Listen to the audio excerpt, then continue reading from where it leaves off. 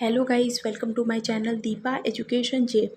आज की ये वीडियो 25 अगस्त रेलवे ग्रुप डी की परीक्षा जो आयोजित हुई है उसके संबंध में है। ये वीडियो में आज मैंने रेलवे ग्रुप डी की परीक्षा में कौन से क्वेश्चन लगातार आ रहे थे और आज 25 अगस्त में कौन से टॉपिक से क्वेश्चंस नहीं आए हैं उसके बारे में चर्चा करूँगी।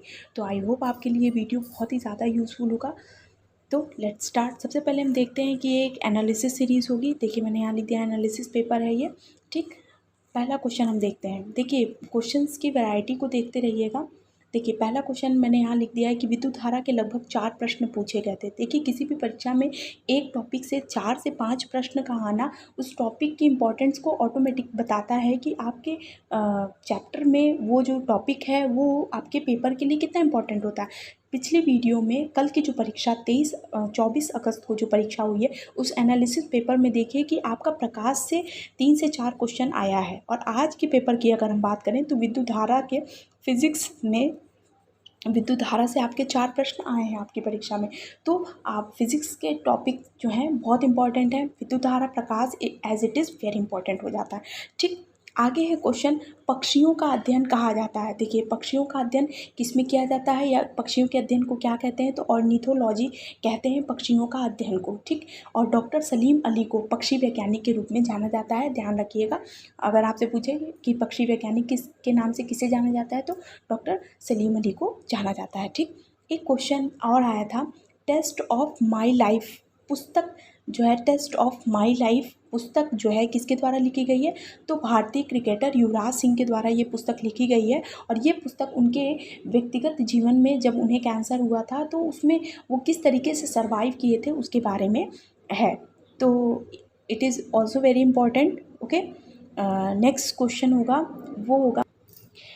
वो ये था कि चंपारण सत्याग्रह कब हुआ था। देखिए पहले इसका आप सीक्वेंस जानते रहिए। पहले हुआ था चंपारण, ठीक, जो बिहार में था। चंपारण आंदोलन के बाद से हुआ अहमदाबाद आंदोलन, अहमदाबाद आंदोलन के बाद से हुआ था खेड़ा आंदोलन, ठीक है, ध्यान रखिएगा। खेड़ा आंदोलन हुआ था, ठीक। आपके आज के वीडियो में आपके आज की जो परीक्षा हुई थी उसमें दिया था चंपारण सत्याग्रह कब हुआ था। तो देखिए 19 अप्रैल 1917 को भारत में चंपारण सत्याग्रह हुआ था। और भारत, देखिए अगर आपसे पूछे कि सर्वप्रथम सत्याग्रह का शब्द का प्रयोग या सत्याग्रह का प्रयोग उन्होंने कहाँ किया था, तो गांधी जी द्वारा सत्याग्रह का प्रयोग दक्षिण अफ्रीका में पहली बार किया गया था, दक्षिण अफ्रीका में, ठीक। लेकिन अगर आपसे पूछे कि भारत में सत्याग्रह का प्रयोग उन्होंने सबसे पहले कब किया था, तो आप आंसर बताएंगे कि सत्याग्रह का प्रयोग सबसे पहले चंपारण में भारत में किया गया था, ठीक है। गांधी जी द्वारा चलाया गया आंदोलन था, बहुत ही ज़्यादा इंपॉर्टेंट होता है, ठीक। आगे क्वेश्चन दिया था, हॉर्नबिल त्यौहार किस राज्य में मनाया जाता है। तो हॉर्नबिल त्यौहार जो है वो नागालैंड राज्य में मनाया जाता है। त्यौहार से भी प्रश्न आ रहे हैं, ध्यान रखिएगा इस टाइप के क्वेश्चन, ठीक। आगे क्वेश्चन दिया था कि देखिए मैथ्स की अगर बात करें तो मैथ्स में प्रतिशत से आपके क्वेश्चन थे। बिल्कुल देखिए, बिल्कुल बेसिक मैथ्स है, देखिए ध्यान रखिएगा। बेसिक मैथ्स है। एसएससी जीडी की तैयारी करने वाले वो सभी अभ्यर्थी जो वनडे एग्ज़ाम की तैयारी करते हैं उनके लिए पेपर मॉडरेट तो ज़रूर है, लेकिन पेपर की जो वैरायटी की अगर बात करें तो पेपर का क्वेश्चन जो है वो बहुत हाई लेवल का नहीं है, सॉफ्ट टाइप के क्वेश्चन आ रहे हैं। और जो तैयारी करने वाले बच्चे हैं उनके लिए क्वेश्चंस इजी हैं, तो आप प्रैक्टिस पर अपने ध्यान देते रहिए और क्वेश्चन को बनाते रहिए, ठीक। दूसरा क्वेश्चन था, हड़प्पा सभ्यता के सिक्कों पर, जो हड़प्पा सभ्यता के समय में जो सिक्के पाए गए हैं उन पर चित्र अंकित होते हैं। तो देखिए साथ 4 ऑप्शन दिए हुए थे, उसमें एक ऑप्शन गेंडा का दिया था, बाकी तीनों आंसर जो थे वो गलत थे। तो गेंडा जो है वो सिक्कों पर जो मुहर लगती थी उसमें एक गेंडे का चित्र बना होता था, ठीक। कोशिका से जो सबसे इम्पॉर्टेंट है वो ये है कि आज कोशिका से एक भी प्रश्न आपकी परीक्षा में नहीं आया था। आप अगर बात करें तो देखिए प्रीवियस पेपर, आप एनालिसिस पेपर उठा के देखिए तो कोशिका से पावर हाउस से क्वेश्चन आ रहे थे कि कोशिका का पावर हाउस किसके, माइटोकॉन्ड्रिया थे। लेकिन आज माइटोकॉन्ड्रिया या कोशिका से संबंधित प्रश्न परीक्षा में नहीं आए हैं, ध्यान रखिएगा, ठीक। आगे क्वेश्चन बताते हैं, डायरेक्शन से अगर रीजनिंग की बात करें तो डायरेक्शन से आपकी परीक्षा में 2 क्वेश्चन आए हैं। और उसमें से पहला क्वेश्चन ये था कि रमेश दक्षिण की ओर जाकर पूर्व घूम जाता है, वापस पूर्व घूमता है।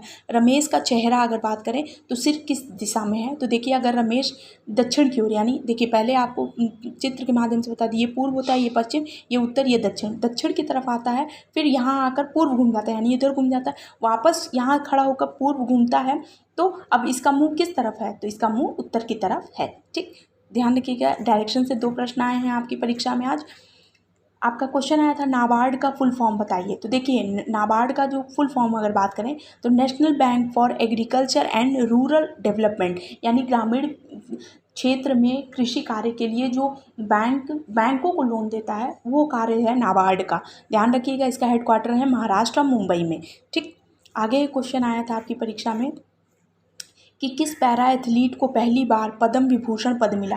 तो देखिए देवेंद्र झाझरिया हैं, पैरा ओलंपिक खेलते हैं और पैरा एथलीट हैं और इनको पहली बार पद्म विभूषण से सम्मानित किया गया है। रामनाथ कोविंद के द्वारा इन्हें ये सम्मान प्राप्त हुआ है। ठीक, मृत पौधों में कौन सा कार्बनिक पदार्थ निकलता है? तो जीवाश्म जो है वो मृत कार्बनिक जो होते हैं, जैसे मृत पौधे जो होते हैं जो बिल्कुल सड़ गल जाते हैं उनसे जीवाश्म निकलता है। ध्यान रखिएगा, ये क्वेश्चन आपकी परीक्षा में आज आया था।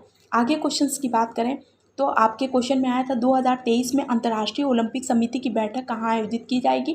तो मुंबई के जियो वर्ल्ड सेंटर में 2023 में अंतर्राष्ट्रीय ओलंपिक समिति की बैठक होगी। ध्यान रखिएगा, इंपॉर्टेंट क्वेश्चन है और इसमें इसकी बैठक होती है 2023 में। इसकी बैठक मुंबई में के जियो वर्ल्ड सेंटर में होगी। ठीक, आगे क्वेश्चन था कि सिंगापुर और श्रीलंका में बोली जाने वाली भाषा। तो देखिए सिंगापुर और श्रीलंका में सिहली भाषा बोली जाती है बहुत ही। उसके बाद अगर बात करें जैसे सिहली भाषा के बाद तमिल भाषा जो है सबसे अधिक बोली जाती है। तो देखिएगा, ध्यान रखिएगा, सिंगापुर और श्रीलंका की बात करें तो सबसे अधिक अगर जो भाषा का प्रयोग किया जाता है वो सिहली भाषा का प्रयोग किया जाता है और अगर सिहली ऑप्शन में नहीं है तो तमिल भाषा का प्रयोग किया जाता है। ध्यान रखिएगा। आगे क्वेश्चन, ओम 9 ओम का 3 प्रतिरोध में समानांतर क्रम में रखें तो तुल्य प्रतिरोध क्या होगा? तो 3 ओम इसका आंसर होगा। 9 ओम का 3 प्रतिरोध में समानांतर क्रम में रखा जाए तो इसका आंसर होगा 3 ओम। ठीक, आगे क्वेश्चन था कार्बन का अपरूप क्या है? रिपीटेड क्वेश्चन है, फिजिक्स का बहुत ही फेवरेट क्वेश्चन है, आपकी परीक्षा में आज आया हुआ है। कार्बन का अपरूप अगर बात करें तो ग्रेफाइट हीरा जो होता है, ग्रेफाइट होता है, वो कार्बन का अपरूप होता है। ठीक, प्रोटीन की फैक्ट्री किसे कहते हैं? देखिए जो जंतु कोशिका से संबंधित प्रश्न नहीं आए लेकिन आपके परीक्षा में आ जाता है कि प्रोटीन की फैक्ट्री किसे कहते हैं? तो राइबोसोम को प्रोटीन की फैक्ट्री कहते हैं। लास्ट में एक क्वेश्चन दिया था संविधान से, इसे मैं आज करा नहीं पाई हूँ लेकिन आप लिख लीजिए कि 42वां संविधान संशोधन से प्रश्न आपकी परीक्षा में दिया हुआ था जो 1976 में हुआ था। ध्यान रखिएगा, 42वां संविधान संशोधन के द्वारा पंथ निरपेक्ष धर्म और अखंडता शब्द 3 शब्द जोड़े गए थे। ये 42वां संविधान संशोधन 1976 में था। 3 शब्द नए जोड़े गए थे प्रस्तावना में, तो इससे संबंधित प्रश्न आपकी परीक्षा में आए हुए थे। तो ध्यान रखिएगा, ये क्वेश्चंस की वैरायटी थी जो आपकी आज की परीक्षा में आए हुए थे। तो आई होप आपके लिए वीडियो बहुत ही ज़्यादा यूज़फुल होगा। जो भी व्यूअर्स इस चैनल पर नए हैं प्लीज़ मेरे वीडियो को लाइक कीजिए, सब्सक्राइब कीजिए, शेयर कीजिए। Thank you.